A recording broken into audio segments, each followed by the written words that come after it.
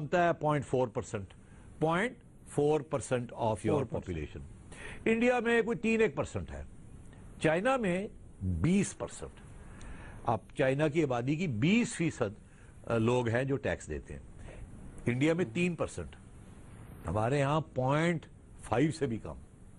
तो मतलब है, आप सोचिए अगर लोग टैक्स नहीं देंगे तो फिर पैसे कहाँ से आएंगे गवर्नमेंट के पास? पैसे नहीं होंगे तो डेवलपमेंट कहाँ होगी? अगर डेवलपमेंट करनी है तो फिर बोरोइंग करनी पड़ेगी, उधार लेना पड़ेगा। उधार लेना पड़ेगा तो अगले साल जाके उधार उतारना भी पड़ेगा। जब उतारेंगे तो फिर आपका जो खजाना है फिर कम हो जाएगा। एग्जाम्पल देता हूँ आपको, इस साल आपकी जो पब्लिक डेट है वो कोई 1 ट्रिलियन 1 खरब रुपए से बढ़ गई है पिछले साल के पिछले 12 महीने में।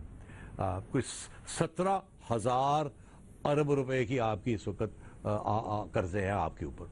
आप उसको जब सर्विस करने जाओ, और पिछले साल कोई 970 कोई के करीब अरब रुपए बढ़ गए। जब आप उसको सर्विस से मुराद ये, जब उसकी पेमेंट करने जाते हैं, सिर्फ इंटरेस्ट पेमेंट करने जाते हैं, किस्त देने जाते हैं, किस्त वो वापस तो बाद की बात है। अब आपने अगर 100 रुपए आपका बजट है इस साल कि आपने 100 रुपए का खर्चा करना है, तो आपको पता है उसमें से 40 रुपए तो सिर्फ 40% जो है वो सिर्फ आप सूद दे रहे हैं, वो पुराने कर्जों के, जो आपने नहीं, कुछ आपने और कुछ आपके पहले जो हुकूमतें आई हैं उन्होंने कर्जे लिए हुए थे गाड़ी को चलाने के लिए। 40 रुपए तो वही निकल गए। अब आप आइए, जो बैलेंस है 60 रुपए रह गए। अब 60 रुपए में से 20 रुपए निकल गए डिफेंस, और अगर आप उससे पेंशन वगैरह इंक्लूड कर लें तो कोई 25 रुपए defence and defence related expenditures पे चले गए। अब वो ज़रूरी है आजकल, स्पेशली जिस किस्म के हालात हैं, फिर वो इंडिया से धमकी शमकियाँ आ रही हैं, तो क्या किया जाए, मजबूरी है हमारी। तो आप सोचिए 60-70% तो यही निकल गया सारा कुछ। तो रह क्या पीछे? 30 रुपए रह गए। अब 30 रुपए में से हुकूमत भी चलानी है, हेलीकॉप्टर भी चलने हैं, आना जाना भी है, एपीसीज भी होनी है, खाने पीने भी हैं, प्रेसिडेंट को भी देने हैं, उसके प्राइम मिनिस्टर साहब को भी चलने हैं, और भी खर्चे होने हैं छोटे मोटे, तो वो भी निकालते जाए। फिर मुशर्रफ साहब के ऊपर भी 1 अरब रुपया लगा देना है आपने, उनकी ट्रायल के ऊपर भी। तो इस किस्म की चीजें भी है जिसे खर्चे कहते हैं आप, वो भी चलते जा रहे हैं। आपने क्या खर्चा किया? आपका 300-400-500 अरब रुपया आपने लगा दिया सड़कों के ऊपर, और आपने 100 अरब रुपया निकाल दिया वो बेनज़ीर इनकम सपोर्ट प्रोग्राम, जहाँ गरीब लोगों को, ख़वातीन को 1,000 रुपया पर मंथ मिल जाता है या 1,500 रुपये मिल जाते हैं। तो मतलब है ये आपके पास है सारा, आप आवाम के लिए जो आप करने जा रहे हैं कि, तो इससे साथ तो काम नहीं चलेगा। तो इसलिए सवाल ये खड़ा होता है कि कर्जे लेने के साथ तो आगे और कर्जे बढ़ते हैं, तकलीफ होती है, वो रास्ता नहीं है। फॉरेन इन्वेस्टमेंट लाने के लिए स्टेबलाइज करना पड़ेगा, कॉन्फिडेंस बिल्ड करना पड़ेगा, ग्रोथ ये 3-4% के साथ नहीं आएगी फॉरेन इन्वेस्टमेंट।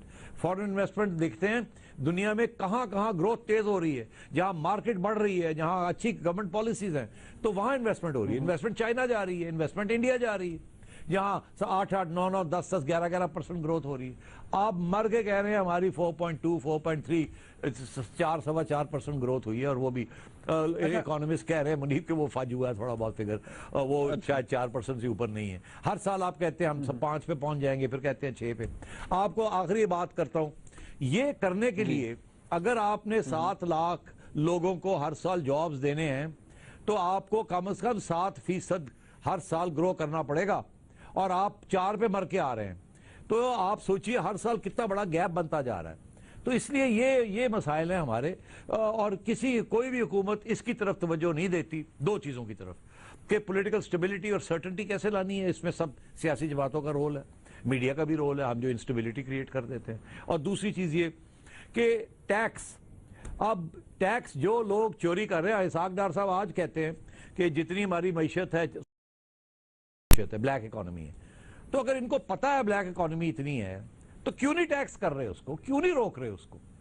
तो सवाल यही आता है, हर जगह पे आगे यही होता है कि पैसे ज्यादा, टैक्सेस के जरिए पैसे ज्यादा कलेक्ट करेंगे तो फिर जाके आपकी डेवलपमेंट हो पाएगी कि आप खर्चा कर सकेंगे।